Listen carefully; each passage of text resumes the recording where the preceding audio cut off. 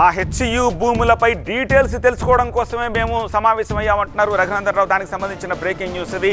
HCU భూములపై వివరాలు తెలుసుకునేందుకు సమావేశమయ్యామంటున్నారు బీజేపీ ఎంపీ రఘునందన్ రావు. ఎలాంటి అధికారిక హోదా లేని మీనాక్షి నటరాజన్ సమీక్షలు చేస్తున్నారని మండిపడ్డారు. వాడు తెలంగాణ ప్రజలు ఎన్నుకున్న తాము దీనిపై పోరాటం చేయకూడదా అని చెప్పి ఎదురు ప్రశ్నించారు. ఈ అంశంలో కేటీఆర్ అవగాహన లేకుండా మాట్లాడుతున్నారని ఆరోపించారు ఎంపీ రఘునందన్. బీజేపీ ఎంపీపై కేటీఆర్ ఆరోపణలను చేస్తే తగిన విధంగా సమాధానం చెప్తా ఉన్నారు. మరింత సమాచారం మా సీనియర్ కరెస్పాండెంట్ విద్యాసాగర్ అందిస్తారు. కంచగచ్చిబౌలి భూముల వివాదంలో ఒకవైపు సుప్రీంకోర్టు ఆదేశాలతోటి కమిటీ ప్రతిపాదనలు ఏదైతే అభిప్రాయాల సేకరణ జరుగుతుందో, మరోవైపు ఇటు వాస్తవాలను ప్రజల ముందుంచే ప్రయత్నం చేస్తామంటూ బీజేపీ ఎంపీలు కూడా తెలుసుకునే ప్రయత్నం చేస్తున్నాం. మనతో పాటు ప్రస్తుతం మెదక్ ఎంపీ రఘునందన్ రావు గారు ఉన్నారు. ఏంటి అసలు బీజేపీ ఎంపీలు సమావేశమై హెచ్సియు గురించి ఒకవైపు సబ్ జ్యుడిషియరీ ఎంక్వైరీ జరుగుతుంది కదా, మీరు ఏం చెప్దాం అనుకున్నారు?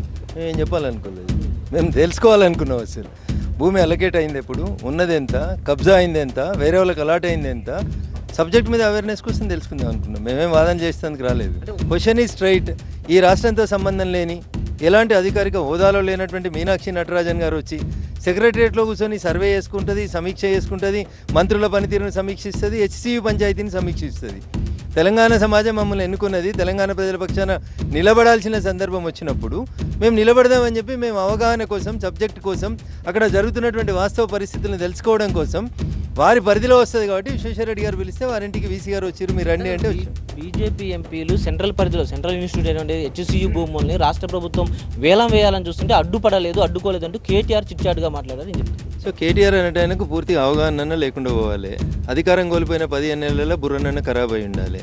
మేమే ధర్మేంద్ర ప్రధాన్ గారిని కలిసినాం, మేమే అక్కడికి వెళ్ళి అక్కడ ఉండేటువంటి minister for forest and environment Bhupender Yadav గారిని కలిసినాం.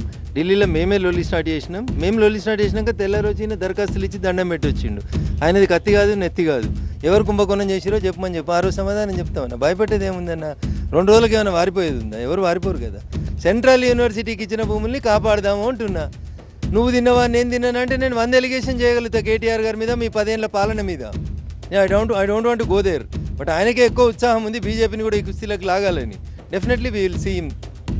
అది డెఫినెట్గా హెచ్సియు భూముల వివాదంలో డెఫినెట్గా వాస్తవాలను తెలుసుకుంటాము, అదేవిధంగా హెచ్సియు భూములు కాపాడాలన్నది తమ ఉద్దేశం అంటూ కూడా బీజేపీ ఎంపీ రఘునందన్ రావు చెప్తున్నారు. కెమెరామెన్ శేషుతో విద్యాసాగర్, TV9 హైదరాబాద్.